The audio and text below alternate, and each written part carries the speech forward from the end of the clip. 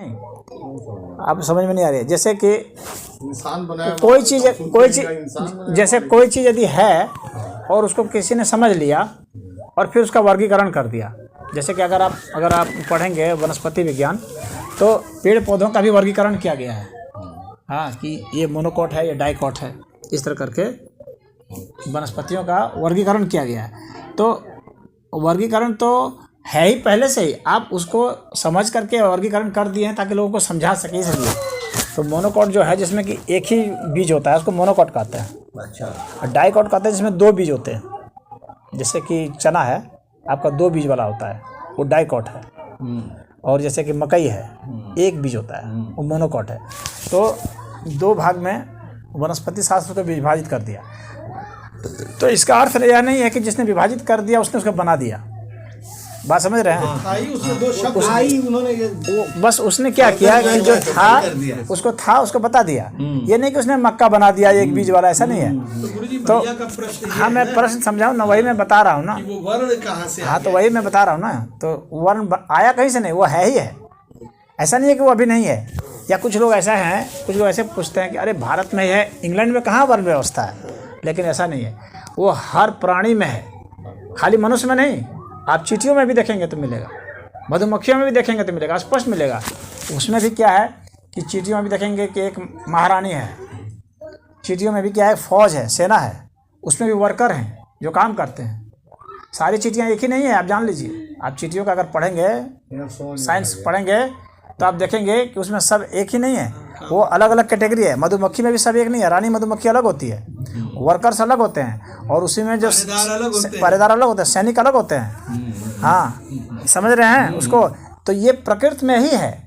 पौधों में भी आप देखेंगे कि सारे पौधे एक जैसे नहीं हैं, आपको लगेगा कि एक जैसे, लेकिन एक नहीं है, इसी कैटेगरी है इन सब की।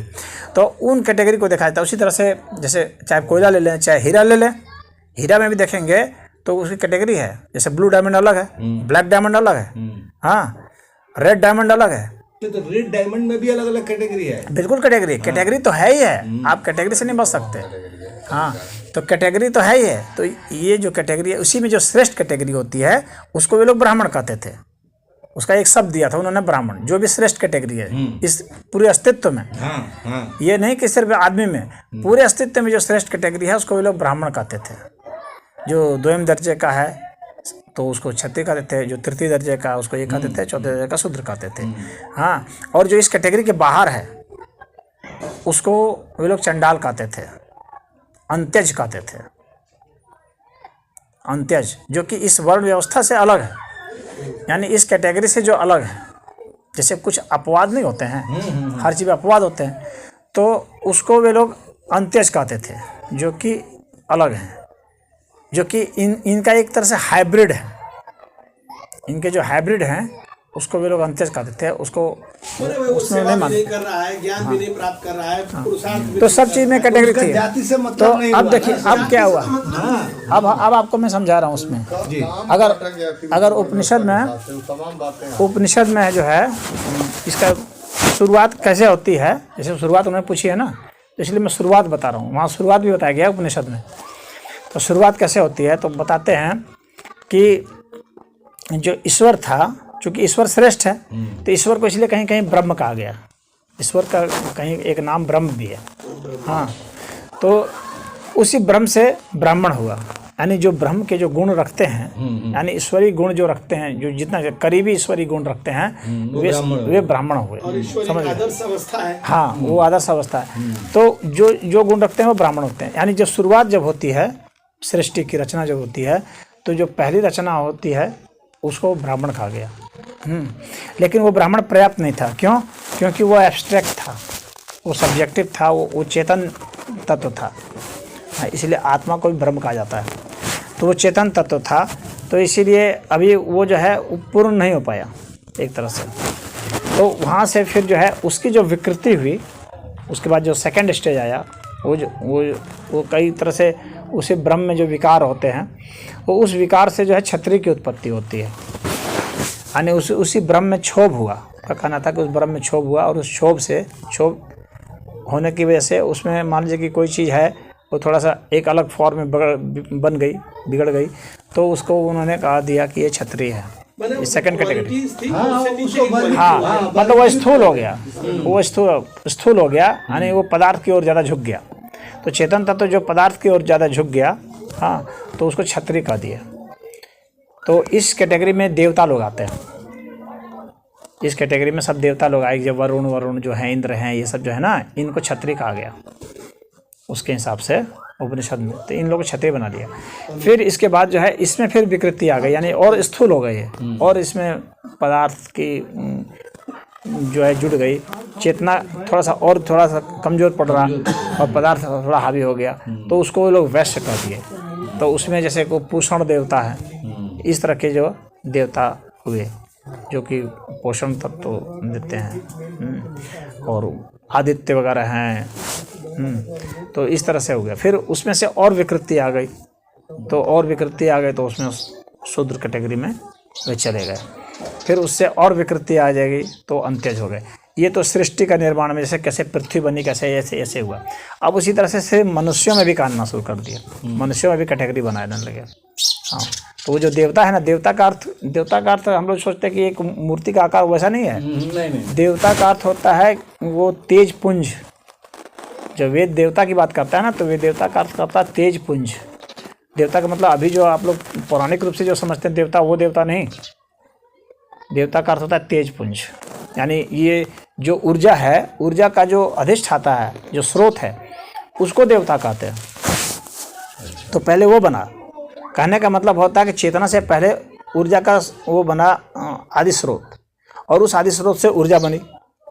फिर उस ऊर्जा से बीच के जो स्टेज आए, जो फ्लूइड स्टेट आप मान लीजिए, जिसमें कभी पदार्थ पूरा प्रकट भी नहीं हुआ था और ऊर्जा खत्म भी नहीं हुई थी, पूरा रूपांतरित नहीं हुई थी, वैसा बना। फिर वहाँ से पदार्थ बना, इस तरह से बना। तो ये जब बन गया, इसके बाद फिर मनुष्यों में आ गए। तो मनुष्यों में जो कैटेगरी बनाई गई है, तो इस अर्थ में बनाई गई है कि जो परम ज्ञान को उपलब्ध हो गया, तो उसको कहा गया ब्राह्मण। ब्रह्मत्व को पा गया वो। हाँ, उसको ब्राह्मण कहा गया। ठीक है। और उसके बाद जो अच्छा साधक है, जो करीब करीब वहाँ पर पहुँच गया है, उसको क्षत्रिय कहा गया। जिसने अपने पराक्रम से, हाँ, अब वहाँ उस स्टेज तक अपने को लाने में सफलता हासिल कर ली है कि अब वो ब्राह्मण हो सकता है। यानी उसने अपने बहुत सारे चक्रों को जागृत कर लिया है, पराक्रम किया उसने, बहुत सारे चक्रों को जागृत कर लिया है, तो वे क्षत्रिय हो गए। और वैश्य वे लोग हैं जिन्होंने अच्छे सद्गुणों को इकट्ठा कर लिया। वैश्य वसु से बनता है। वसु का अर्थ होता है धन, गुण ले आना। तो जो गुण जो है, सद्गुण हैं, उनको जिसने इकट्ठा कर लिया, संचय कर लिया, तो वैसे संचय करने वाले सद्गुणों को उनको वैश्य कहा गया। तो वो जो है वो अभी थर्ड कैटेगरी हो गई। और उसका फोर्थ कैटेगरी होगी वो साधक जो अभी सीख रहा है, अभी नया जो है अध्यात्म में जिसकी रुचि हुई है, तो वह अभी इसलिए वो सेवा करेगा बाकियों की। जो बताया गया है कि वैश्य की, क्षत्रिय की, ब्राह्मण की सेवा करेगा। यानी ये इस तरह के साधक जो सिद्ध हैं, वे इन सब की जो सेवा करेगा वह जो है शूद्र हो गया। अब समझ गए ये साधक, यहाँ से ये शुरुआत होती है। तो इसका उन्होंने नामकरण इस तरह से किया। तो शूद्र वह साधक है जो अभी आया है, दीक्षित हुआ है, और अभी वो कुछ साधना करेगा। अभी उसने किया नहीं, उसका मन नहीं लगता है उतना, ना उसको स्वाध्याय में मन लगता है, पढ़ने में मन नर्सरी का स्टूडेंट है। हाँ, लेकिन इतना जरूर है कि उसके दिमाग में लक्ष्य है कि मुझे इसमें चलना है, ये उसमें लक्ष्य है, लेकिन अभी वो ऐसा कुछ कर नहीं पाया है, लेकिन अभी वो कर रहा है। तो ये पहले ये बन गया। बात समझ रहे हैं? यानी इस तरह से साधना का स्तर पर कर दिया। अब इसके बाद हो गया, और ये जो बने हैं ना, ये सब स्वभाव के हिसाब से बने। कि ऐसा क्यों नहीं हो पाता है? तो स्वभाव के हिसाब से हुआ कि इस व्यक्ति में कौन सा स्वभाव है। तो ये व्यक्ति क्या करना चाहता है, ये संग्रह करना चाहता है, या इसकी युद्ध की प्रवृत्ति है, ये एक योद्धा के रूप में है। जैसे हम अपनी बुराइयों को काट के फेंक देंगे, ये प्रवृत्ति होती है ना किसी में, हम अपनी बुराइयों को काट के फेंक देंगे, हटा देंगे। हाँ, और एक होता है कि मैं सद्गुण ले आऊँगा, बुराई अपने आप हट जाएगी। जो ऐसा सोचता है कि सद्गुण ले आऊँगा, बुराई अपने आप हट जाएगी, वो वैश्य है। और जो सोचता है मैं काट के हटा दूंगा, कोई दुर्गुण नहीं रहने दूंगा, मैं प्रतिज्ञा करता हूँ, इस टाइप वाले भी लोग होते हैं ना, तो ये क्षत्रिय हुआ। इस सोच का जो साधक है वो क्षत्रिय है। और जो सोचता है कि मैं सद्गुणों को ले आऊँगा, उससे तो वो अपने हट जाएगा, तो वो ऐसा है। और इस सोच का जो व्यक्ति होगा कि गुण को क्या लाना, ये क्या है, गुण क्या है उसको मैं जानता हूँ कि वो है क्या चीज़, ये इस कैटेगरी का जो साधक है वो ब्राह्मण है।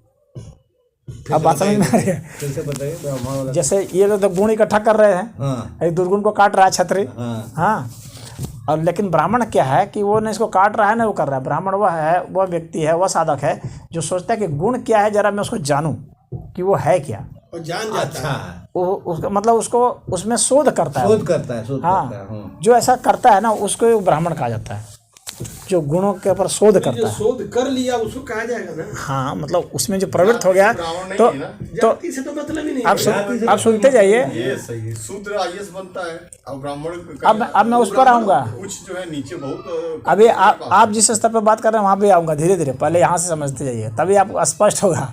तो अब आप समझे कि नहीं कि किस तरह की मनोवृत्ति होती है। मैं मनोवृत्ति समझ आ रहा हूँ, पहले आप साइकोलॉजी समझिए, माइंड सेट। तो उस माइंड सेट का व्यक्ति जो कि अनुसंधान करना चाहता है, वो ब्राह्मण है। हाँ, वो ब्राह्मण होता है।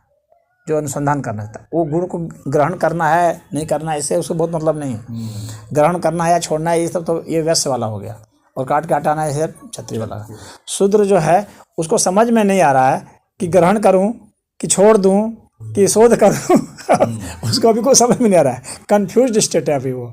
हाँ, परंतु एक चीज़ में वो स्पष्ट है कि मुझे लेना है, हाँ, कि मुझे इसमें प्रवेश करना है, इस स्कूल में मुझे घुसना है। मैं पास करूंगा कि फेल करूंगा कि क्या पढ़ूंगा, फिजिक्स पढ़ूंगा कि केमिस्ट्री पढ़ूंगा, लेकिन मुझे इस स्कूल में दाखिला ले लेना है और उसने ले लिया है। अब वो क्या करेगा वो आगे की बात है, समझ गए? तो दाखिला ले लिया। और एक है जो कहता है क्या इस स्कूल में पढ़ना है, हाँ, बाहर घूम रहे हैं, आवारागर्दी कर रहे हैं, गुल्ली डंडा खेल रहे हैं। तो वे लोग हैं, वे अंत्यज कैटेगरी में हैं जो कि स्कूल में घुसना ही चाह रहे हैं। यानी कुछ बता रहे थे ना। हाँ, तो वो जो साधना में घुस गया, हाँ, तो वे सब उस वर्ण कैटेगरी में आ गए। जो साधना में नहीं घुसा वे बाहर हो गए। ये तो आध्यात्मिक स्टेज वाली बात होगी। अब इसी का क्या होता है कि एक व्यक्ति जो है जो उसमें हो गया, ब्राह्मण बन गया उदाहरण के लिए, या क्षत्रिय बन गया, जो भी वो उसमें हो गया। अब उसके जो वंशज हैं, हाँ, वे बन नहीं पाए, लेकिन अपने पिता के नाम को हर कोई भुलाना चाहता है ना। आपकी प्रॉपर्टी तो आपका बच्चा लेता है ना, हाँ, तो चाहे फिजिकल प्रॉपर्टी हो चाहे कोई प्रॉपर्टी हो, वो उसको हायर करना चाहता है जिससे कि वो अपने को आगे समाज में स्थापित करता है।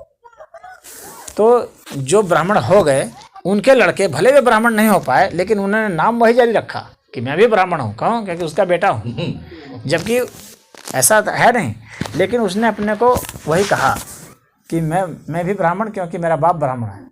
बाप ठीक है ज्ञानी था, लेकिन बेटा तो ज्ञानी नहीं हुआ। लेकिन बेटा अपने को अज्ञानी क्यों कहे?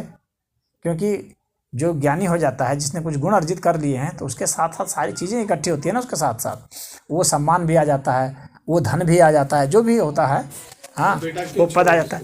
तो बेटा जो है उस मोह को नहीं छोड़ना चाहता है, उस जो लाभ हुआ उसको नहीं छोड़ना चाहता है, वो भी उस पर दावा करता है।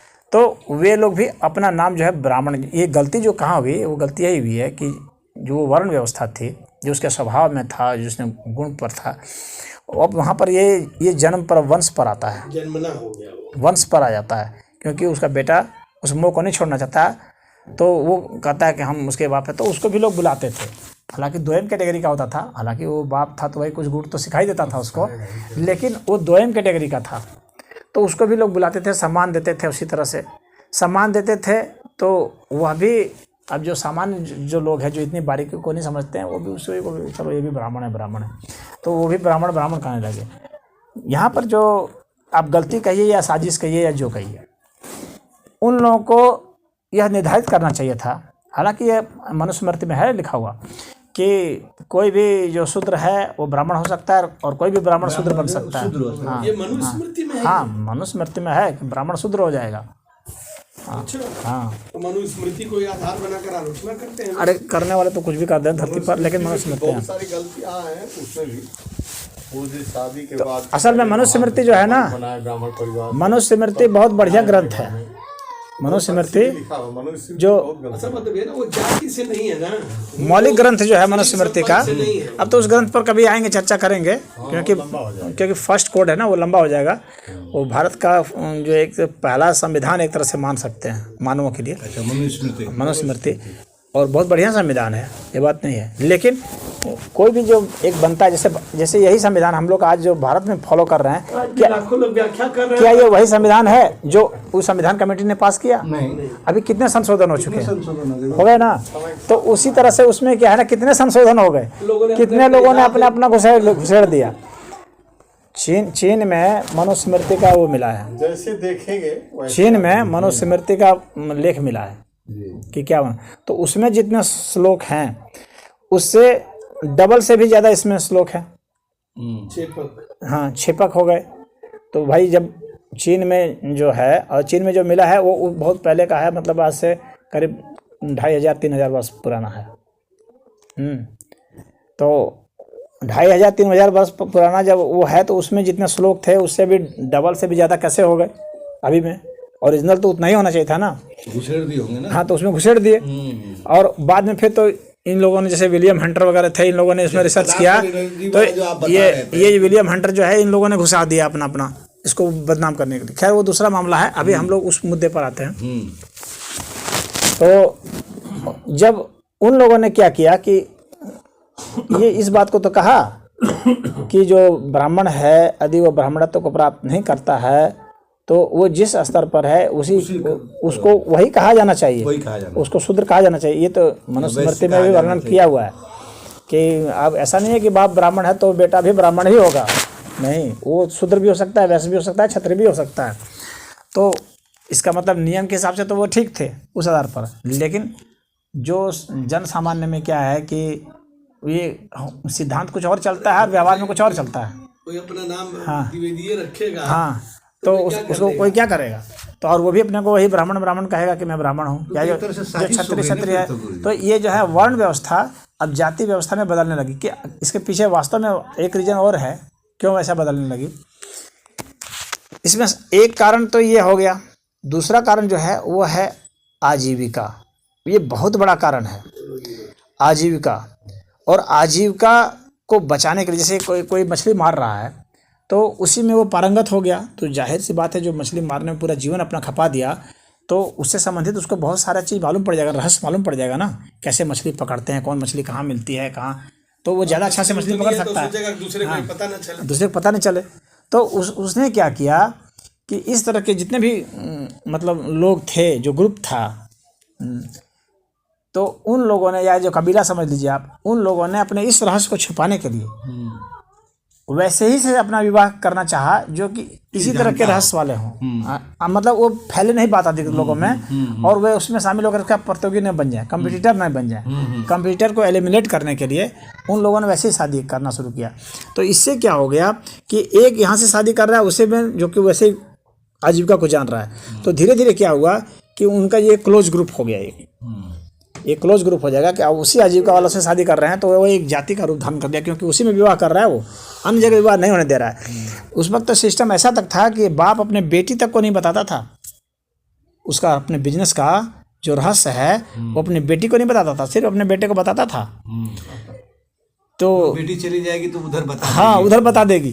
तो उसकी शादी वैसी ही जगह करता था जहाँ पर कि उसी तरह के रहस्य को जानने वाले लोग थे, कुछ कमोबेश थोड़ा ऊंचा नीचा, तो वैसे जगह करता था।